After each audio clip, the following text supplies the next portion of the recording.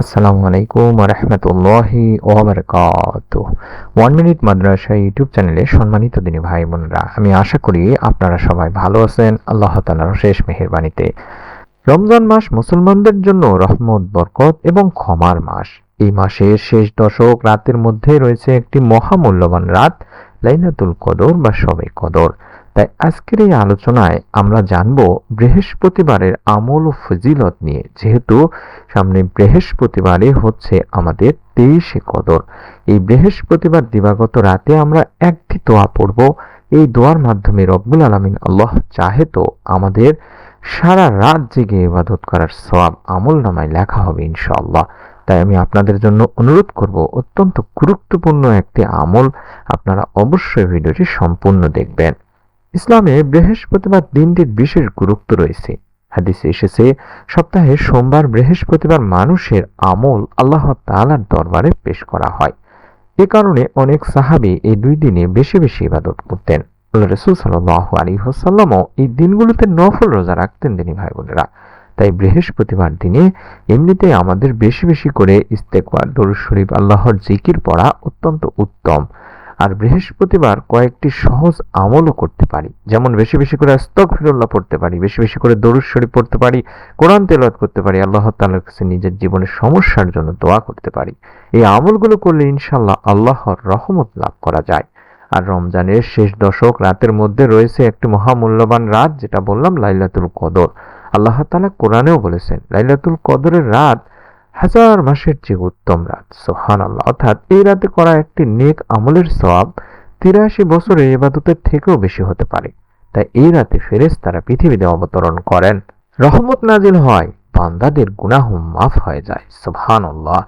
হযরত আয়েশা রাদিয়াল্লাহু তাআলা আনহা একবার আল্লাহর রাসূল সাল্লাল্লাহু আলাইহি সাল্লামকে তাই জিজ্ঞাসা করেছিলেন, যদি আমি লাইলাতুল কদর পাই তাহলে আমি কি দোয়া পড়ব? তখন রাসূল সাল্লাল্লাহু আলাইহি সাল্লাম তাকে এই দোয়াটি শিখিয়ে দিয়েছিলেন, অর্থাৎ আল্লাহুম্মা ইন্নাকা আফুউন তুহিব্বুল আফওয়া ফাফু আন্নি, আল্লাহুম্মা ইন্নাকা আফুউন তুহিব্বুল আফওয়া ফাফু আন্নি, আল্লাহুম্মা ইন্নাকা আফুউন তুহিব্বুল আফওয়া ফাফু আন্নি। দোয়াটি আমি আবারও দেখাবো। এই দোয়াটি আপনাকে পড়তে হবে যিনি ভাই বোনেরা, ছোট্ট নিয়ম মেনে। এই দোয়ার অর্থই হচ্ছে, হে আল্লাহ, আপনি ক্ষমাশীল এবং ক্ষমা করতে ভালোবাসেন, তাই আমাকে ক্ষমা করে দিন। এই আমল করা খুবই সহজ। আমরা এশা তারাবির নামাজ পড়ব, কিছুক্ষণ সময় কোরআন তেলাওয়াত করব, এরপর শান্তভাবে বসে এই দোয়াটি পড়ব। চাইলে আপনি 33 বারও পড়তে পারেন, অর্থাৎ যত বেশি পড়তে পারেন, 100 বার বা তারও বেশিও পড়তে পারেন, কম করে হলেও একবার আপনি পড়বেন। তাছাড়াও এই শবে কদরের রাতে, অর্থাৎ 23শে শবে কদরের রাতে আপনি এই জিকিরগুলো বেশি বেশি করতে পারেন। আমি আশা করছি আপনারা অবশ্যই সুবহানাল্লাহ, আলহামদুলিল্লাহ, আল্লাহু আকবার, আস্তাগফিরুল্লাহ, লা ইলাহা ইল্লাল্লাহ, আল্লাহু আকবার এভাবে এই জিকিরগুলো পড়বেন। এগুলো পড়া খুব সহজ, কিন্তু এর সওয়াব অনেক বেশি দিনী ভাই বোনেরা। তবে চেষ্টা করবেন এই রাতে তাহাজ্জুদের নামাজ যেন ছুটে না যায়। কোরআন তেলাওয়াত কম করে হলেও পড়ার চেষ্টা করবেন এবং আল্লাহর জিকির করতে ভুলবেন না। বেশি বেশি তওবা করবেন। এটি এমন একটি মহামূল্যবান রাত, এই রাতে আল্লাহ তাআলা বান্দার দোয়া কবুল করে থাকেন।